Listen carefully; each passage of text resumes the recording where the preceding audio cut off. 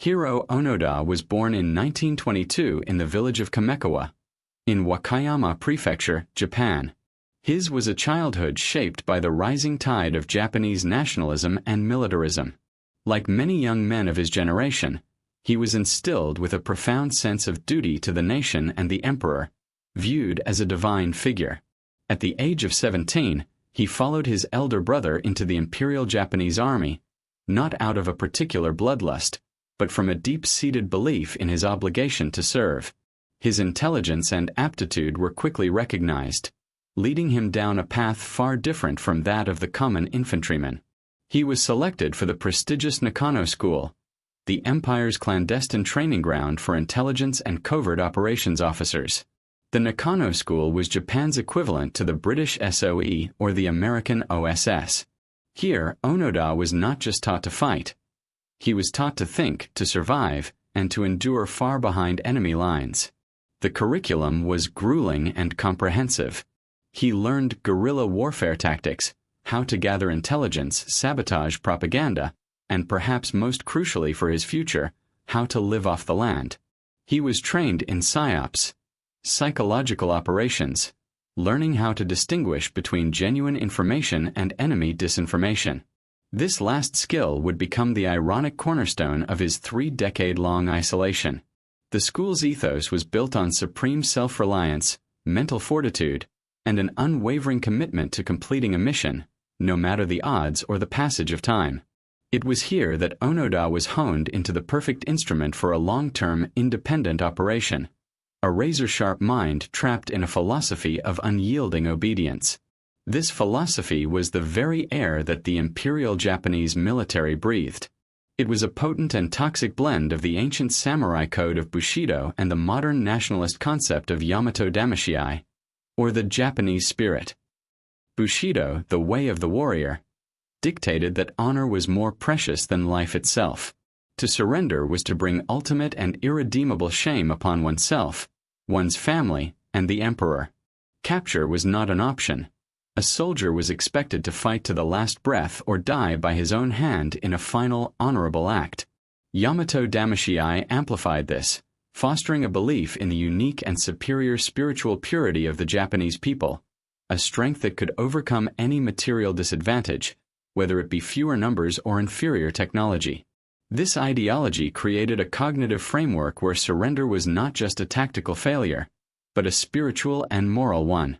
For a soldier like Onoda, deeply immersed in this worldview, the idea of laying down his arms without explicit orders was as unthinkable as ceasing to breathe.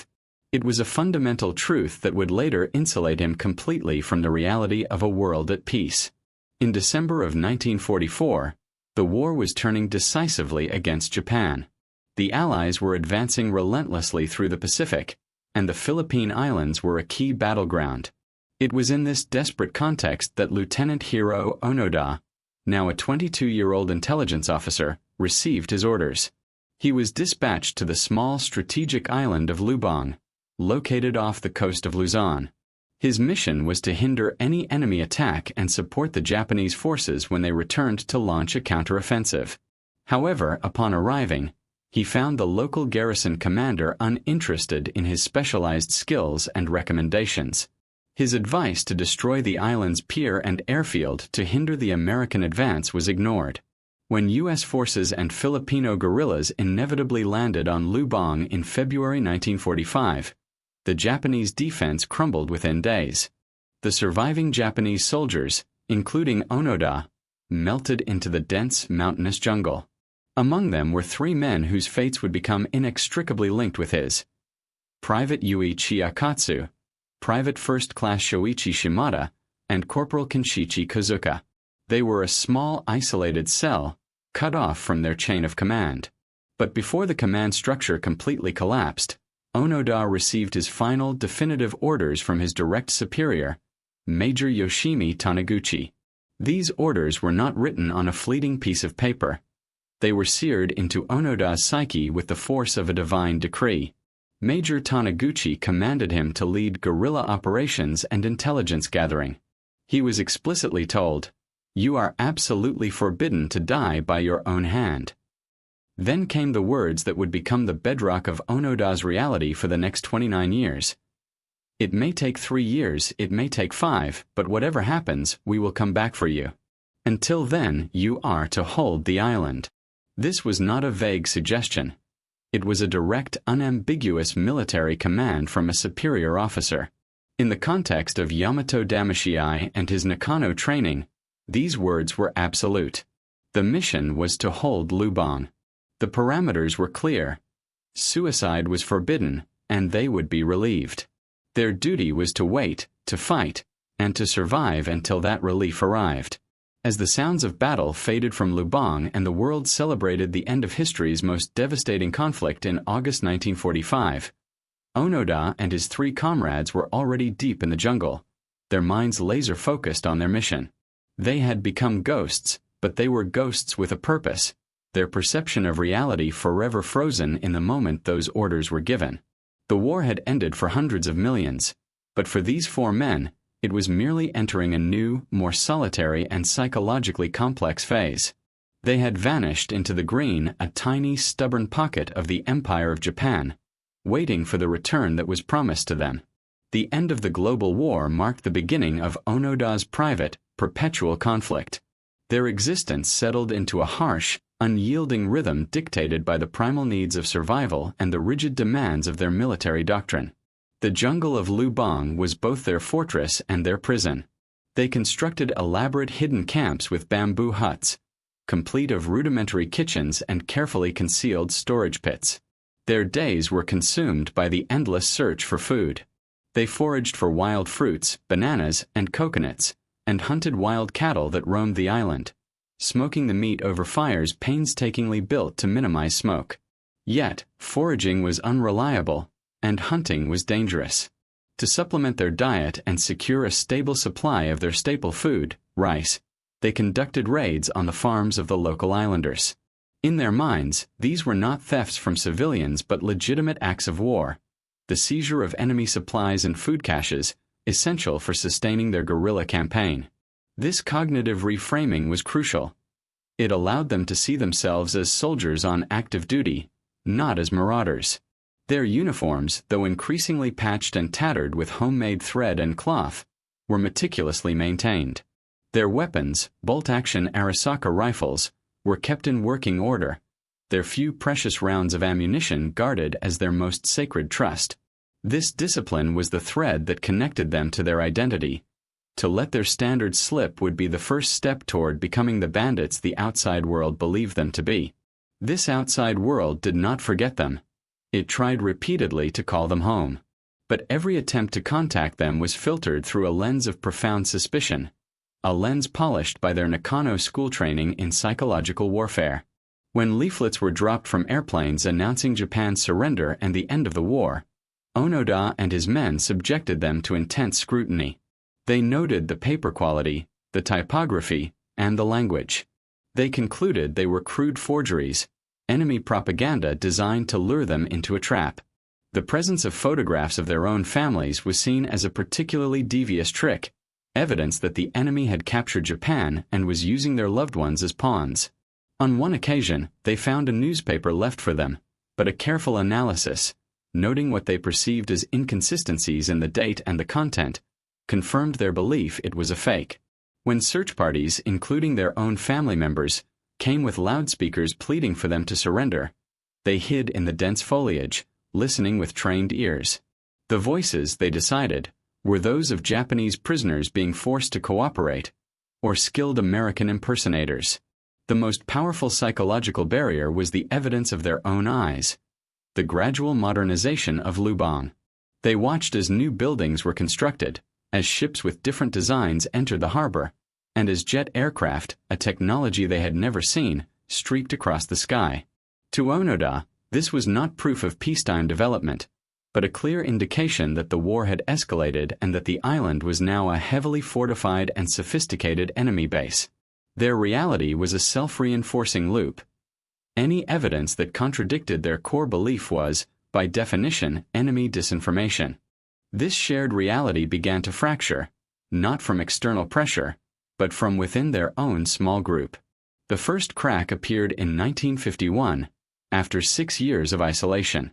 Private Yuichi Akatsu, perhaps worn down by the relentless hardship and a flicker of doubt, separated from the others and eventually surrendered to Filipino authorities after a months-long solo existence. For Onoda, Kozuka, and Shimada, Akatsu's disappearance and subsequent surrender was not a sign that the war was over. It was an act of desertion, a betrayal of their sacred duty. It confirmed their deepest fears, that the enemy's psychological campaign was so potent it could turn even a comrade. His defection made them more cautious, more insular, and more convinced than ever that they were surrounded by deception. The group was now down to 3. Tragedy, rather than doubt, struck next. In 1954, during a skirmish with a Filipino police search party on the beach, Shoichi Shimada was shot and killed. The loss was devastating. Shimada had been one of Onoda's most steadfast and capable companions. His death was a brutal reminder of their vulnerability, but it was interpreted as a combat loss, a soldier falling in the line of duty, further cementing their belief that they were in an active war zone. Now, only Onoda and Kozuka remained, their bond deepening under the weight of shared grief and intensified isolation. For the next 18 years, the two men carried on their lonely vigil. They were a phantom presence on the island, a local legend known as the Yamabushi, or Mountain Warriors, blamed for any stolen livestock or sudden, frightening encounters with farmers. Then, in 1972, the war claimed its final casualty from their original group. While raiding a herd of cattle for meat, Onoda and Kinshichi Kozuka were confronted by police. Kozuka was shot and killed instantly. For Onoda, who had spent 28 years with this loyal corporal, the loss was cataclysmic. He was now utterly alone. The shock was immense, but in a testament to the unbreakable hold of his conditioning, his resolve did not crumble. It hardened into a solitary, fanatical determination. He buried his last comrade and retreated deeper into the jungle, more ghost than man, now waging a one-man war against time itself. While Onoda's world had shrunk to the confines of a single island, the world outside had been transformed in ways he could never have conceived. As he meticulously cleaned his rifle, the United States landed men on the moon. As he foraged for roots, the Vietnam War raged and ended. As he hid from what he believed were enemy patrols, television sets flickered in homes across the globe, and Japan itself rose from the ashes of war to become an economic superpower. The imperial Japan he swore to defend no longer existed. He was a living anachronism, a man fighting for an empire that had vanished into history. His personal war a stark and lonely counterpoint to the relentless march of progress. He was a nuisance to the islanders, a figure of fear, and a puzzle to the Japanese government, which had long since declared him legally dead. He was the last soldier, standing guard over a forgotten outpost in a war that everyone else had left behind. The chain of events that would finally end Onoda's long war began not in a government office or a military headquarters, but in the mind of a peculiar and free-spirited adventurer named Norio Suzuki. In 1974, Suzuki, a young man disillusioned with the rapid modernization and materialistic focus of contemporary Japan, embarked on a whimsical yet deeply personal global quest. He famously told his friends he was setting out to find 3 things: Lieutenant Onoda, a panda, and the abominable snowman. For Suzuki, Onoda was not merely a missing soldier. He was a symbol of a vanishing Japan, a figure of pure principle and endurance in a world that had forgotten such values. He was a legend to be found, not a problem to be solved. This unique motivation, devoid of official sanction and full of a almost reverent curiosity, was the key that no previous search party had possessed. Suzuki arrived on Lubang not as an authority figure, but as a pilgrim. His method was as unorthodox as his mission. Instead of mounting a large, noisy expedition, he simply trekked into the jungle alone, calling out Onoda's name with respect, announcing his peaceful intentions, and stating that the emperor and the people of Japan were concerned for his well-being. Against all odds, on February 20th, 1974, Suzuki succeeded where decades of official efforts had failed. He encountered the lieutenant, a spectral figure in a tattered uniform, his face weathered by 3 decades of sun and rain, but his posture still rigid with military bearing. The meeting was fraught with tension. Onoda, ever the trained intelligence officer, held Suzuki at gunpoint, his finger on the trigger of his still-functional Arisaka rifle. But Suzuki, displaying remarkable courage and presence of mind, did not panic. He did not plead or command. He spoke to Onoda as a fellow Japanese, with deference and honor. He explained that the war had, in fact, been over for nearly 30 years. He told him of a Japan that had been rebuilt, of a world that had moved on. Onoda listened, but the indoctrination of a lifetime and his specific orders were a fortress around his mind. The words of a lone traveler, no matter how sincere, could not dismantle walls built by the Imperial Japanese Army and reinforced by 29 years of survival. He respected Suzuki, even found a strange camaraderie in their brief interaction, but his duty was absolute. He calmly and firmly informed Suzuki that he would only lay down his arms under one condition: if his commanding officer, Major Yoshimi Taniguchi, personally appeared before him and relieved him of his duty. This was not stubbornness. It was the unyielding logic of his existence. His mission had been given by a superior officer, and only that same authority could legitimately end it. Suzuki, understanding the profound symbolic weight of this demand, did not argue. He took photographs as proof of their encounter and promised Onoda he would fulfill his request. In a gesture of immense trust, Onoda allowed him to leave, a testament to the genuine connection the young adventurer had forged. Suzuki returned to Japan with his incredible news and photographic evidence, creating a media sensation. The government, which had long considered the Onoda case a closed and tragic file, was now compelled to act. A frantic search was launched to locate the one man who could break the psychological shackles: Major Yoshimi Taniguchi. He was found, not on a military base, but living a quiet life as a bookseller. The man who had issued the fateful order nearly 3 decades earlier was now a civilian, a stark representation of the very peace Onoda refused to believe in. Taniguchi agreed to the mission, and a formal party, including Suzuki and Onoda's brother Toshiro, traveled to Lubang. On March 9, 1974, the final act of a drama 3 decades in the making unfolded in a small jungle clearing. Hiroo Onoda emerged from the foliage, dressed in the same patched and faded uniform he had worn since 1944. He stood at rigid attention, his body thin but his eyes sharp and clear. Before him stood Major Taniguchi, now in a simple civilian suit, a living embodiment of the new Japan. In a voice thick with emotion, Taniguchi read aloud the official orders that had been prepared for this moment. He declared that all combat operations on Lubang were to cease immediately. He ordered Onoda to relinquish his mission and to surrender his weapons. The moment was one of almost unbearable historical and emotional gravity. As the words of his release were spoken, the weight of 29 years seemed to settle on Onoda's shoulders. The war was finally, officially, over for Lieutenant Hiroo Onoda. With perfect military formality, he saluted his former commander for the last time. Then, he unbuckled his sword and presented it, along with his carefully maintained rifle, the very instruments of his long, lonely war. The rifle, still operational, was handed over. The soldier, his duty fulfilled at last, was now a free man.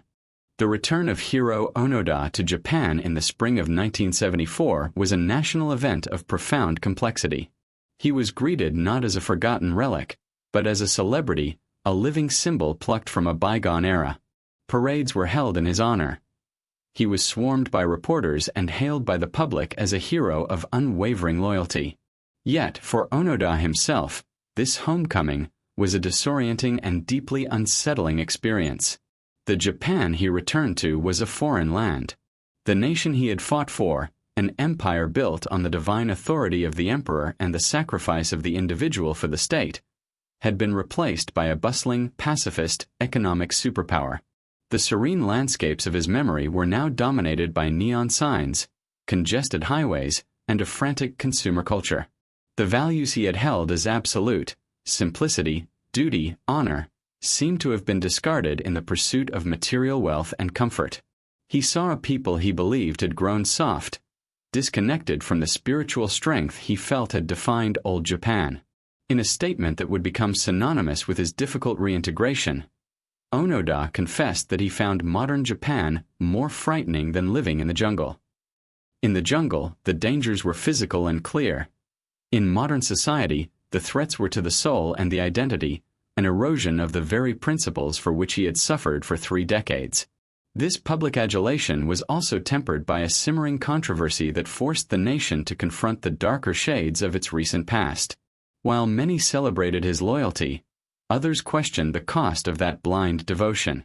Onoda and his men were responsible for the deaths of an estimated 30 people and the wounding of over 100 more on Lubang Island during their war, farmers, police, and civilians who were, in reality, just going about their lives in a time of peace.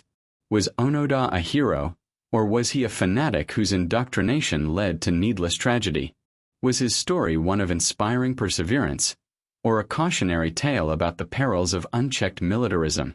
The Philippine government, in a remarkable act of grace and diplomacy, granted him a full and unconditional pardon, recognizing that he had acted under a genuine, if diluted, sense of military obligation. This act of forgiveness allowed him to return to Japan a free man, but it did not entirely silence the ethical debate. His legacy became a Rorschach test for how Japan viewed its own wartime history. To some, he was the ultimate patriot. To others, a poignant reminder of a national trauma and the human cost of ideological extremism. Unable to reconcile with the modern identity of his homeland, Onoda sought a new purpose and a simpler life. In 1975, just a year after his return, he followed his brother and emigrated to Brazil. There, in the vast open spaces of Mato Grosso do Sul, he established a cattle ranch.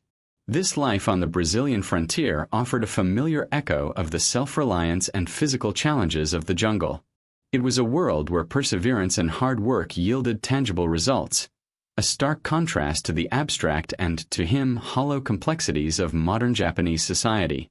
He married in 1976 and started a family, building a new life far from the spotlight. Yet, his connection to Japan and his desire to impart the lessons of his extraordinary experience eventually drew him back. In the 1980s, he returned and established the Onoda Nature School, a wilderness camp for youth. Here, he did not teach militarism or blind obedience. Instead, he focused on survival skills, self-discipline, and the importance of perseverance, the very qualities that had allowed him to endure. He sought to give young Japanese a taste of the resilience he felt had been lost, hoping to strengthen their character through a connection with nature and physical challenge. Hiroo Onoda passed away in Tokyo in 2014 at the age of 91. His death closed the final chapter on one of the most remarkable personal odysseys of the 20th century. His life forces upon us a series of difficult and enduring questions. Was he the ultimate loyal soldier, a man whose fidelity to his oath transcends all modern understanding of commitment? Or was he a tragic figure, psychologically trapped by an indoctrination so complete that it created an unbreachable reality for 3 decades? The truth likely resides in the uncomfortable space between these two poles. His story is a powerful, real-world allegory for the power of the human mind to construct its own reality, a prison built not of bamboo and jungle, but of ideology and duty. It demonstrates with breathtaking clarity how our beliefs can blind us to objective truth, yet also how those same beliefs can furnish an almost superhuman strength to endure the unbearable. The legacy of Hiroo Onoda is not a simple lesson, but a profound and permanent paradox. He stands as a timeless testament to the incredible power of the human will, while simultaneously serving as a solemn warning of the dangers that await when that will is harnessed by an idea from which it cannot, or will not, break free.